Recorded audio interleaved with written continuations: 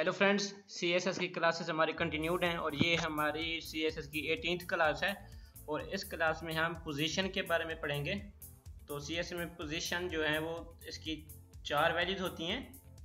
एक और भी इनहेरिट, बहरहाल वो हम जब कोई वेबसाइट बनाएंगे तो वहाँ पे हम उसको यूज़ करेंगे। तो अभी ये मैं आपको बताता हूँ कि स्टैटिक, फिक्स्ड, रिलेटिव और एब्सोल्यूट, ये इसकी 4 वैल्यूज़ है पोजीशन की। जो बाय डिफ़ॉल्ट जो वैल्यू सेट होती है वो स्टैटिक पे होती है, जो कि अगर हम पोजीशन ना भी यूज़ करें तो कि स्टैटिक पे ही होती है। और फिक्स्ड क्या होती है कि मैंने ये कुछ एक पेज ओपन किया है यहाँ पे, तो वहाँ पे मैं आपको ये बता देता हूँ, क्योंकि इनके बारे में मैं आपको बता दूँ तो आपको समझ नहीं आएगी जब तक कि मैं इसका प्रैक्टिकल ना करूँ। तो क्या करता हूँ मैं, ये देखें मैंने यहाँ पे कुछ ओपन किया हुआ है। अब मैं आपको यहाँ पे कुछ बता देता हूँ कि पोजीशन है कि पहले जो इसकी वैल्यू है वो स्टैटिक है, उसके बाद रिलेटिव है, उसके बाद एब्सोल्यूट और फिक्स्ड।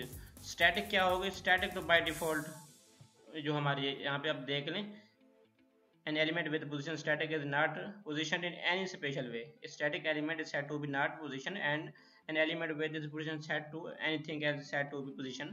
ये अभी आप इसको देख लें सिर्फ, और जो कुछ आपको यहाँ से तो पढ़ने से समझ नहीं आया कि मैं प्रैक्टिस करता हूँ, तो वहाँ पे आप देख लेना क्या है। मैं आपको ये आप इतना याद रखें कि स्टैटिक होती है वहाँ पे जो हम ये एक एलिमेंट हम लिखते हैं तो वो हमारा स्टैटिक ही होता है। उसके बाद मैं बात करता हूँ स्टैटिक के बाद मैं फिक्स्ड की बात कर लेता हूँ। पहले ये फिक्स्ड क्या होता है कि अगर हम वहाँ उसको पोजीशन फिक्स्ड दे दें तो वो हमारा एलिमेंट फिक्स हो जाएगा वहाँ पे। कि हम जैसे हम अगर पेज को स्क्रॉल भी करेंगे, लेकिन पेज तो हमारा स्क्रॉल होगा, लेकिन वो जो है जिस एलिमेंट को हमने फिक्स किया होगा वो स्क्रॉल नहीं करेगा। इसकी मिसाल सामने है आपके, यहाँ ये देखें, ये नीचे यहाँ पे ये लिखा है hello don't play attention to me at, ये जो लिखा है। अब मैं पेज स्क्रॉल कर रहा हूँ लेकिन वो अपनी जगह पे देखें फिक्स है, ये है फिक्स, ये पोजीशन फिक्स की एक एग्जांपल है। इसी तरह रिलेटिव क्या होगा? रिलेटिव और स्टैटिक में फ़र्क इतना ही है कि स्टैटिक में हम कोई अपना वहाँ पे वैल्यूज नहीं दे रहे होते, मार्जिन पैडिंग वगैरह, लेकिन रिलेटिव हम जब लिखेंगे तो वहाँ पे हम इसको कुछ मार्जिन पैडिंग या बैकग्राउंड पैडिंग, मार्जिन, विड्थ वगैरह हम यहाँ पे दे देते हैं। तो इस तरह एब्सोल्यूट भी सेम ही है। एब्सोल्यूट में भी हम ये रिलेटिव से थोड़ी सी डिफरेंट है। इसकी डिफरेंट कैसे है ये मैं अभी आपको वहाँ पे बताता हूँ प्रैक्टिस में। तो मैं वो पेज ओपन करता हूँ जो मेरे पास हैं इस वक्त, हम जिस पे वर्क कर रहे थे, मैं उनको ओपन करता हूँ। ये फाइल मेरे पास मौजूद है CSS की। इनको मैं अपने एडिटर में, ब्राउज़र एडिटर में ओपन कर लेता हूँ। ये स्टाइल है, जिस स्टाइल शीट हमारी जब से मैं वर्क कर रहा था, और ये मैं इसको नोटपैड++ में ओपन कर लेता हूँ। तो अब हम बात करते हैं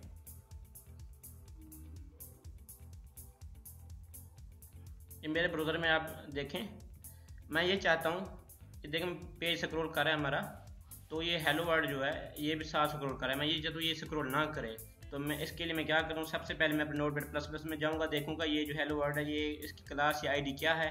ये H1, उसकी क्लास मैंने रखी है ABC।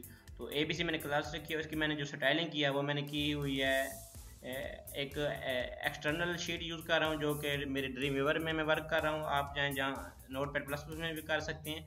तो ये ABC क्लास है हमारी। इसको मैं अब क्या कहता हूँ, इसको मैं पोजीशन दे देता हूँ फिक्स की,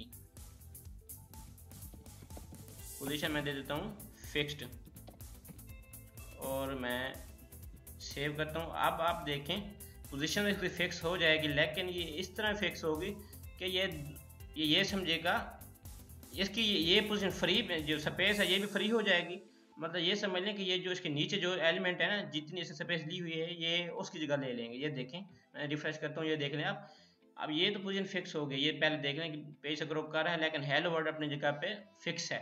और वो यहाँ पे ये जो वी आर लर्निंग CSS ये भी उसने उसकी जगह ले लिया है। ये कुछ मार्जिन पैडिंग मैंने दिया हुआ है, इसीलिए वो एक ही लाइन में शो नहीं हो रहे। तो इसके लिए अब इसी पे ही आपको रिलेटिव और एब्सोल्यूट की यहाँ पे समझ आ जाएगी। स्टैटिक को ऑलरेडी मैंने कहा कि आप जो कुछ प्रॉपर्टी यूज़ नहीं कर रहे पोजीशन की, वो बाय डिफॉल्ट स्टैटिक पे ही सेट होता है।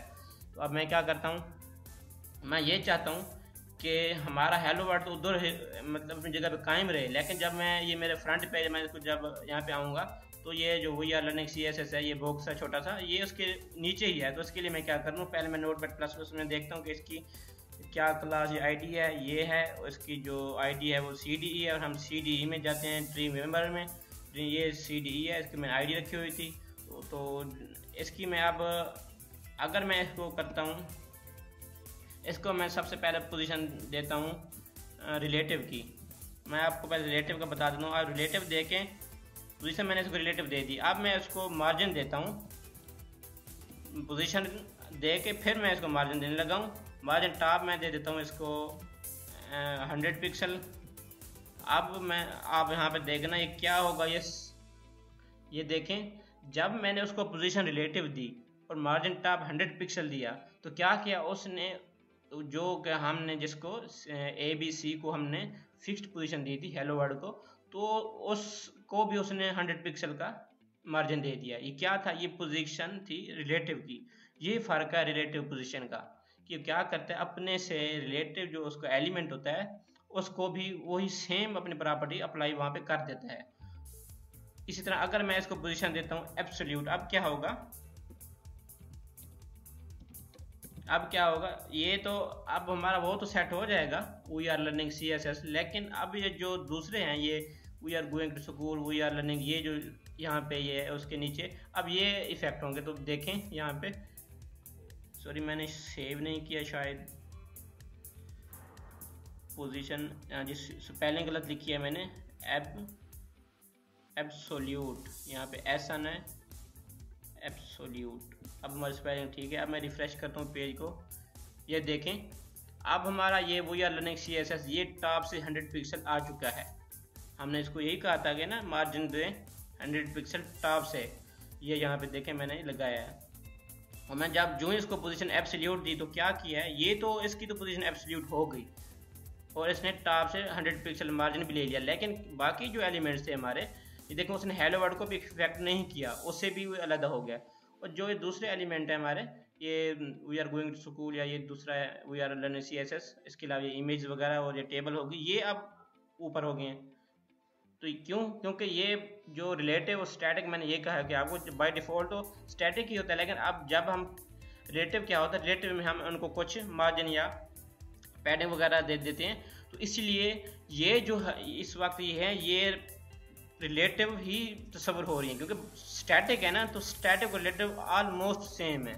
इसीलिए क्या हुआ, जैसा कि मैंने पहले इसको यहाँ पे रिलेटिव की प्रॉपर्टी थी, रिलेटिव की वैल्यू दी पोजीशन में, तो क्या हुआ उसने उसको भी साथ ही ले लिया था। इसीलिए ये भी वही सेम हो रहा है कि मैंने जब रिलेटिव किया है तो ये सारे एलिमेंट अपने इससे रिलेटिव हो गए हैं। मतलब स्टैटिक तो थे, एब्सोल्यूट मैंने उसको किया है, सिर्फ इसको वी आर लर्निंग CSS ये जो बॉक्स में है, तो क्या हुआ बाकी जितने भी थे वो स्टैटिक में थे, इसीलिए वो अब सारे as a same behaviour show कर रहे हैं। इसीलिए अब मैं क्या करता हूँ, इसी तरह अब मैं हर किसी को अलग-अलग मैं नीचे करने की अपना मार्जिन टॉप देता हूँ इनको। पहले मैं देखता हूँ अब ब्राउज़र में क्या है, पहले we are going to school, इसको मैं अब देने की कोशिश करता हूँ। ये क्या है, ये है यहाँ पे है क्लास फनी, तो मैं यहाँ नीचे जाता हूँ फनी पे। तो इसके लिए क्या होगा, इसके लिए मैं सबसे पहले इसको पोजीशन दूंगा, पोजीशन मैं देता हूँ इसको एब्सोल्यूट की, उसके बाद मैं मार्जिन टॉप दूंगा, फिर जाके ये मेरा काम वहाँ पे ये वर्क करेगा, मार्जिन टॉप। और मैं इसको वैल्यू वो हमने 100 पिक्सल की दी थी, तो मैं इसको 130 पिक्सल दे देता हूँ। और अब मैं इसको सेव करके रिफ्रेश करता हूँ। आप देखें, ये देखें अब हमारा ये जो we are going to school ये यहाँ पे शो हो रहा है, उससे मैं इसको वो मज़ीद थोड़ा मार्जिन दे देता हूँ, क्योंकि वो उसके अंदर शो हो रहा है। मैं इसको 160 पिक्सल दे देता हूँ। अब आप देखें, ये देखें हमारा ये नीचे आ गया we are going to school. अब ये जो हमारे हेलो वर्ड, ये जो बॉक्स में है लर्निंग CSS ये, और ये we are going to school, ये हमारे आप अलग-अलग से शो हो रहे हैं, लेकिन बाकी जितने भी एलिमेंट्स हैं उनको अपना बिहेवियर सेम शो कर रहे हैं। तो अब मैं क्या करता हूँ, अब मैं जाता हूँ, ये चीज़ हमारे रह गई, और क्लिक हियर ये जो मैंने दिए थे, अब मैं इसको नीचे करने की कोशिश करता हूँ। तो उसके लिए मैं क्या करता हूँ, अब मैं आपको एक और बात बता दूँ, चलो बहरहाल हम पहले वैसे कर लेते हैं। अब क्या है हमारा वी आर लर्निंग CSS है हमारा, ये इसकी EFG है। तो इसको मैं क्या करता हूँ, EFG में मैं जाता हूँ, मैं ये वैल्यू कॉपी कर लेता हूँ।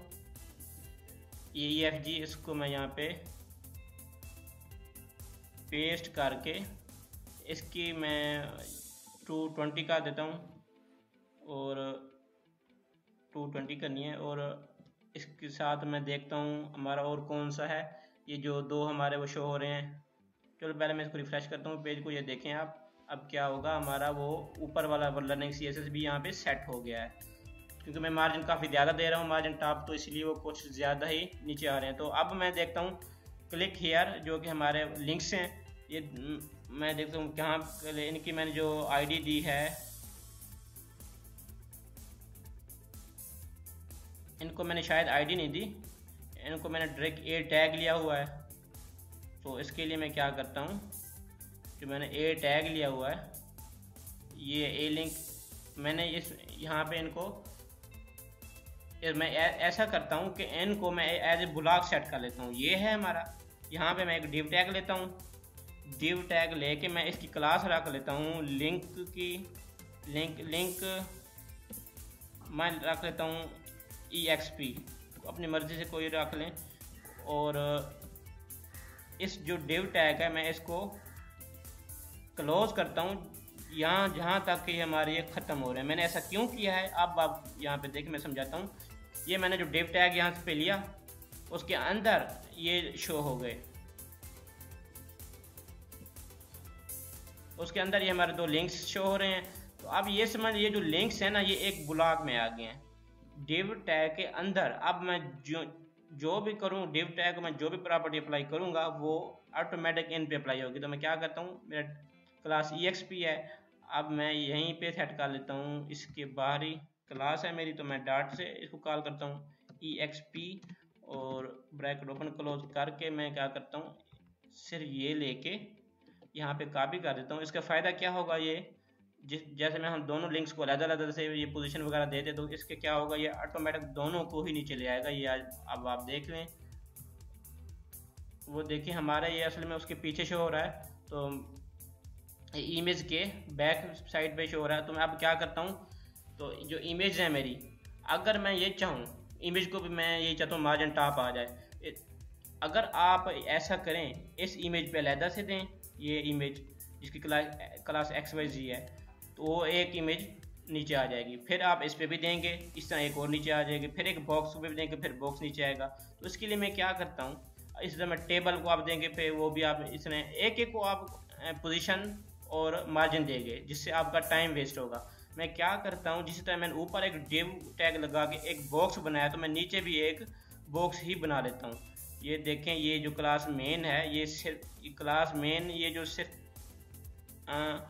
हमारे तीनों की क्लास मेन, आप ये देखें, मैंने यहाँ पे क्लिक किया, ये मेरा div टैग ओपन, ये div टैग क्लोज है। तो क्या हुआ, ये एक क्लास div टैग है, ये जो है क्लास मेन, ये एक इमेज, दो इमेज, एक बॉक्स को कवर कर रही है। मैं ये चाहता हूँ कि ये हमारे टेबल को भी कवर करे, तो उसके लिए मैं क्या करता हूँ, मैं एक न्यू div टैग बनाता हूँ। मैं एक न्यू div टैग बना के उसकी क्लास रख लेता हूँ मेन ऑलरेडी मौजूद है, तो मैं मेन 1 रख लेता हूँ।